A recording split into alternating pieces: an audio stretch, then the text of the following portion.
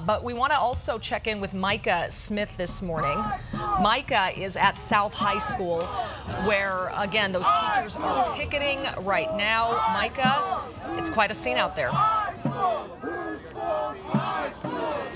Yeah, there is a lot going on out here, Nicole. Now the teachers are picketing. They're walking back and forth, all holding up signs with their own individual message of what they want people to know about why teachers are on strike. I know it's a little bit hard to make out what they're yelling, but right now they're yelling, whose schools? Our schools. Whose schools?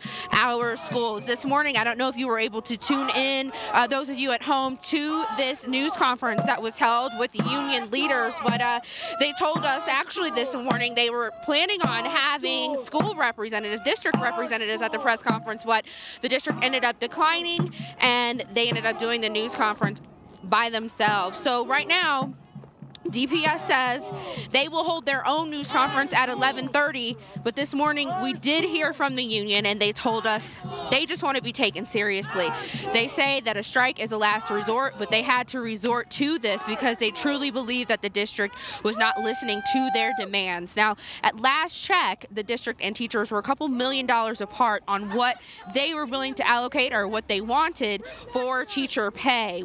A hard question for teachers this morning is all of this worth it? You're out of classrooms, early childhood education students can't go to school at all. Is all of this worth it? And many of them said yes. They said these talks are not new.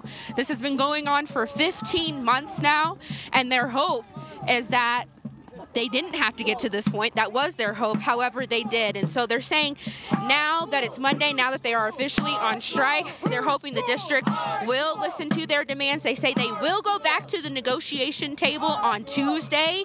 During that time, they're hoping that after a day out of school, after a day out of the classrooms, with so many of the younger students, the preschool age students not being able to go to class, that the district will listen at this point. But until then, all today, this is what you can expect out here at South High School and at other schools across the district. They say they're going to keep their signs up, they're going to keep the chanting going, and they say that they're really motivated by the need to do better by their students. They say it's not just about teacher pay. That has been a central theme here, but better pay means longevity for teachers. Teachers not leaving DPS to go to other districts. It also means better quality teachers. So they say at the end of the day, even though teacher pay is kind of the easy explanation, the greater explanation is a better education for their students. So I just want you to go ahead and listen in on the chanting and read a couple of these signs. I'm going to step off camera just for a second because I think really this story tells itself once you get a chance to look at it. That is why we have to fight. Education is a right. That is why we have to fight. Education is a right. That is why we have to fight. Education is a right. That is why we have to fight. Education is a right. That is why we have to fight. That is why we have to fight. What do we want? Fair pay. When do we want it? Now. What do we want? Fair pay. When do we want it? Now. What do we want? Fair pay. When do we want it? Now. What do we want? Fair pay. Also, my hat this morning is covered in sweat. Fair pay. Now.